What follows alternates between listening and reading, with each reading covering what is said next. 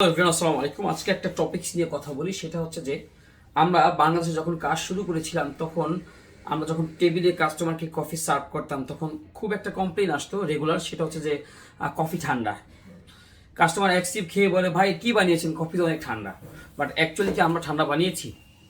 হ্যাঁ, কিছু কিছু বারিস্তা ভুল করতে পারে, কিন্তু যারা জানে বিশেষ করে তারা তো আর ভুল করে এটা বানায় নেয়। তখন আপনি কাস্টমারকে কি অ্যান্সার দিবেন যে আপনার কফিটা ঠান্ডা কেন?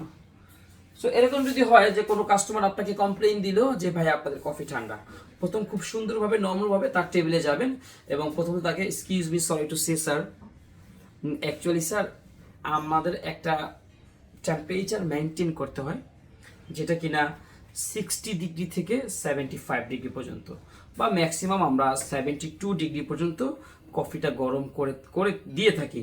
হয়তো স্যার এই কারণে আমাদের আসলে লিমিটেশনের বাইরে আমরা গরম করি না। বাট আপনি যদি আমাদেরকে স্যার আগে থেকে একটু কাউন্টারে নোটিস করে যান যে আমার কফিটা একটু এক্সট্রা হট হবে, তখন স্যার আমি আপনাকে তখন এক্সট্রা গরম করে দিব, বা ম্যাডাম। এরপর আপনি টেবিল থেকে কফিটা নিয়ে তাকে আরেকটা কফি অফার করতে পারেন। মানে this is call a good service, যে excuse me sir, I am so sorry, আমি আপনার কফিটা এখনই চেঞ্জ করে দিচ্ছি। অথবা স্যার আপনি চাইলে কিন্তু এই কফিটাকে আরও মাইক্রোওভেন করে গরম করতে পারেন, কিন্তু স্যার তখন কিন্তু আর পরিপূর্ণ কফির স্বাদ বজায় থাকবে না। সো এইভাবে আপনি কাস্টমারকে কনভিন্স করতে পারেন।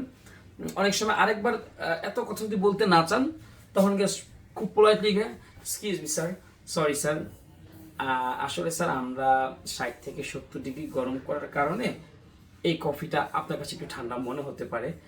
বাট অ্যাকচুয়ালি স্যার আমরা আসলে ওই মিল্কের একটা সঠিক টেস্ট বজায় রাখার জন্যই মূলত এই গরমটা করে থাকি। স্যার আপনি চাইলে স্যার আমি এখনই চেঞ্জ করে আরেকটা কফি আপনাকে এক্সট্রা হট সার্ভ করতে পারি, অথবা স্যার আপনি যদি চান আমি এই কফিটা মাইক্রোওভেন করে আপনাকে গরম করে দিতে পারি স্যার। এভাবে হলে কাস্টমার কিছুটা হয়তো বা আপনার প্রতি একটু সন্তুষ্ট থাকতে পারে। বাট বি কেয়ারফুল, কথা বলার আগে খুবই পোলাইট এবং হাম্বল, বা অনেক অনেক কিন্তু আবার মাথা গরম কাস্টমার হতে পারে। তবে কাস্টমার সাথে তো আমরা খারাপ বিহেভিয়ার করতে পারি না, বিকজ আমরা তো সার্ভিস এন্ডে থাকি। সো আমরা যতটুকু সম্ভব আমাদের এন্ড থেকে নম্র, ভদ্র, পোলাইট এবং হাসি খুশিভাবেই কাস্টমারকে ডিল করব, যেন কোনো কারণে কাস্টমার রেগে না যায়।